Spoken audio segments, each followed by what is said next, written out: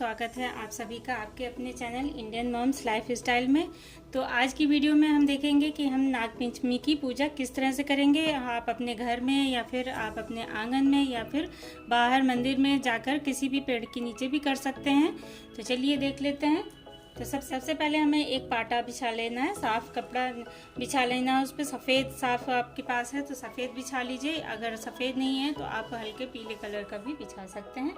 और उसके बाद हम लेंगे आटा। हमको नाग देवता बनाना है। नाग देवता बनाने के लिए हमने ये जो है आटा गूँथा है।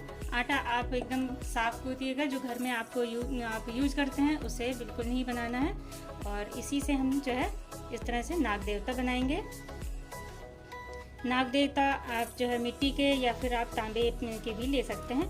तो ये जो है आसान रहता है, सभी को आसानी से आटा तो घर में मिल ही जाता है। इस तरह से हम नाग देवता बना लेंगे। और एक प्लेट पे इस तरह से नाग देवता को हम बैठा लेंगे।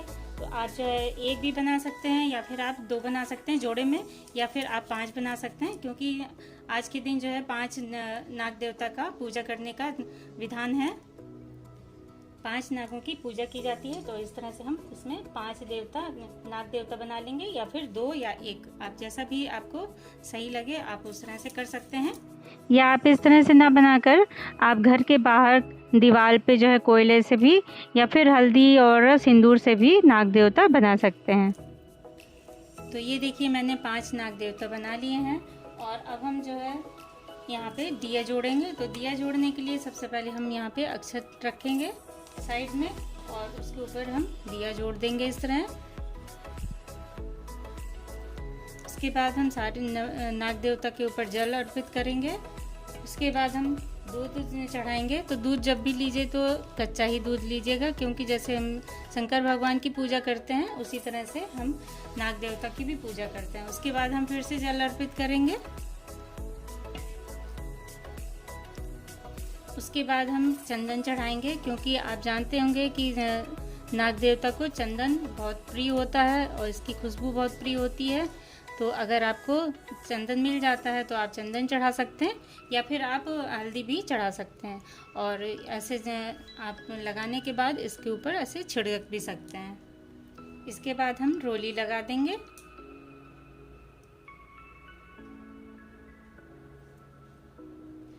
रोली लगाने के बाद जैसे हम शिव भगवान को बेलपत्र, धतूरा, जो भी चीज़ है आपके पास आप उसे भी चढ़ा सकते हैं। तो इस तरह से आप बेलपत्र पर आप चंदन से टीका करके इस तरह से आप चढ़ा सकते हैं। फूल चढ़ा दीजिए, जो भी आपके पास फूल है। और आज के दिन जो है साबुत मूंग, चना, साबुत गेहूँ और बाजरा, ये सब चीज़ें अवश्य चढ़ाई जाती हैं।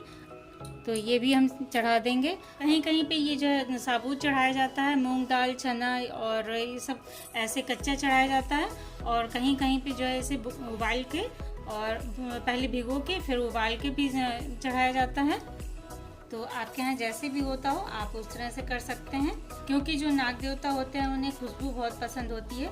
तो आपको जो भी फूल मिले आप उन्हें चढ़ा सकते हैं। जैसे आपको अगर गुलाब का मिलता है या चमेली का मिलता है तो आप उन्हें भी चढ़ा सकते हैं। आज के दिन जो सांपों को लेकर घूमते हैं, जो बंजारे होते हैं, उनको अगर आप दान करते हैं तो बहुत अच्छा होता है। और अगर आपके आसपास ऐसे लोग मिल जाते हैं, दिख जाते हैं, तो आज के दिन आप उन्हें कुछ ना कुछ दान अवश्य करें। नहीं तो आप केवल दक्षिणा भी चढ़ा सकते हैं, दक्षिणा भी दान कर सकते हैं।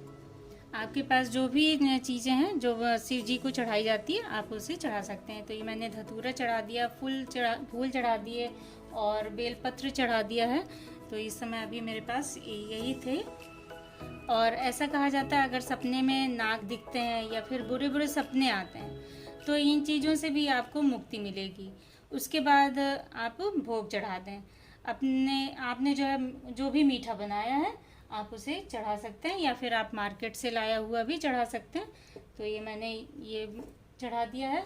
और मैंने खीर बनाई है तो मैंने खीर भी चढ़ा दी है।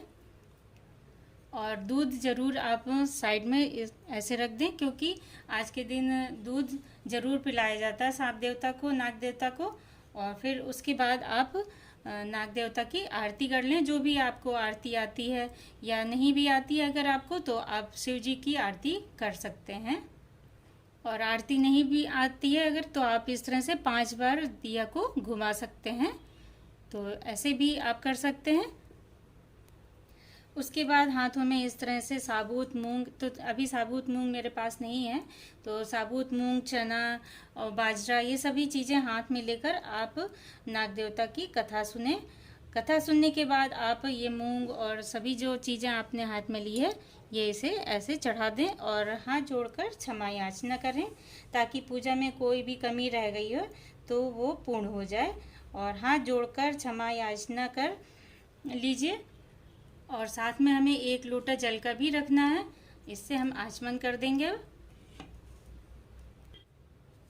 और आपके पास जो भी मौसमी फल है आप उसे भी अवश्य चढ़ाएं। उसके बाद दक्षिणा अवश्य चढ़ा दें, ताकि पूजा में कोई भी कमी रह गई है तो वो पूर्ण हो जाए, और हाथ जोड़कर क्षमा याचना कर लें।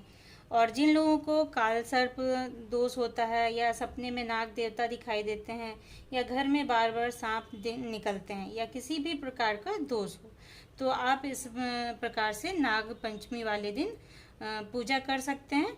वैसे घर पे भी कर सकते हैं, या फिर आप किसी मंदिर में जाकर कर सकते हैं।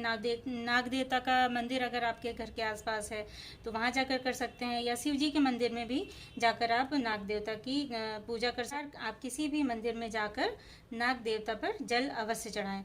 हो सके तो आप तांबे का या चांदी का नाग भी मंदिर में चढ़ा सकते हैं, दान कर सकते हैं, या हो सके तो आप पंडित या पुरोहित से भी संपूर्ण पूजा करा सकते हैं।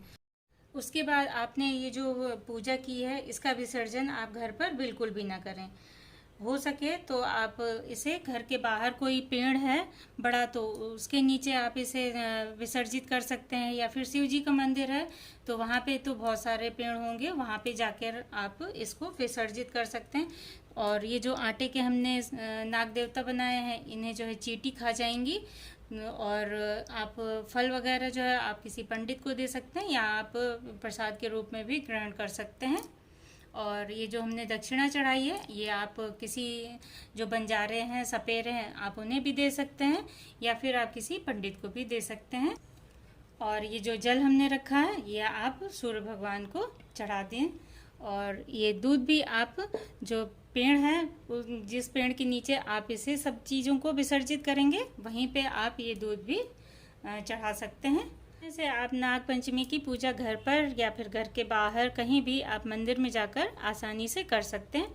तो वीडियो पसंद आई हो तो लाइक और शेयर कीजिएगा। फिर मिलते हैं अगली ऐसी ही कोई इन्फॉर्मेटिव वीडियो में। तब तक के लिए राधे राधे।